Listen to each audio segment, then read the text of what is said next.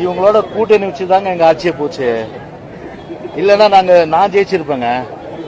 ராயபுரத்துல நாளா தோக்குறாள் நான் மனம் திறந்து சொல்றேன். இதுவரை சொல்ல நீங்க கேள்வி கேட்டுதான் சொல்றேன்.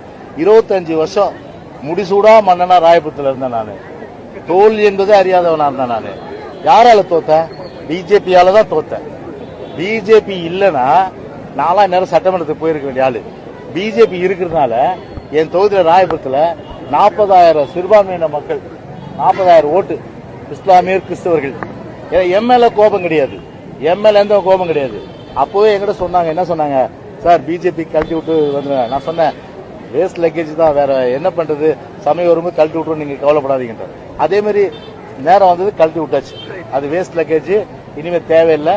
அந்த பெட்டி ஓடாத பெட்டி, ஓடாத வண்டி, பழைய மோட்டார் சைக்கிள் அது வேஸ்ட். அது இல்லன்னா நான் பிஜேபி இல்லன்னா நானும் ஜெயிச்சிருக்க முடியாது. 40,000 ஓட்டுல ஜெயிச்சிருப்பேன் நான். அப்படியே பிஜேபி இருந்தனால என்னாச்சுன்னா, நான் 0ல இருந்து நான் ஓடுறேன்.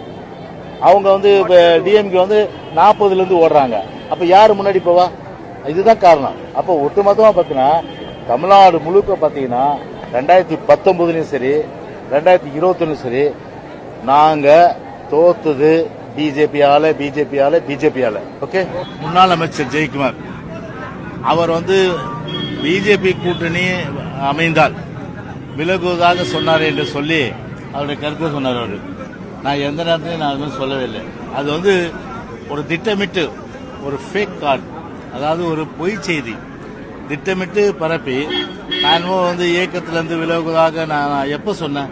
நான் உங்களுக்கு அப்படிதான் தெரியும் இல்லையா? ஆனா ஒரு சொல்லாத, ஒரு நினைத்து கூட பார்க்க முடியாத அந்த செய்தியை வேண்டுமென்று சமூக வலைதளங்கள்ல இந்த 4 நாளா பாத்தீங்கன்னா ட்ரெண்டிங்கா பாத்தீங்கன்னா எல்லாம் மீம்ஸ் போடுறது, அதே போன்று கார்டு போடுறது.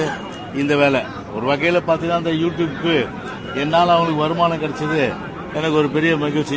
ஏன்னா அந்த யூடியூப்ல பாத்தீங்கன்னா ஒவ்வொருத்தர் பாத்தீங்கன்னா 5 லட்சம் 10 லட்சம் 12 லட்சம் பார்த்திருக்கான்.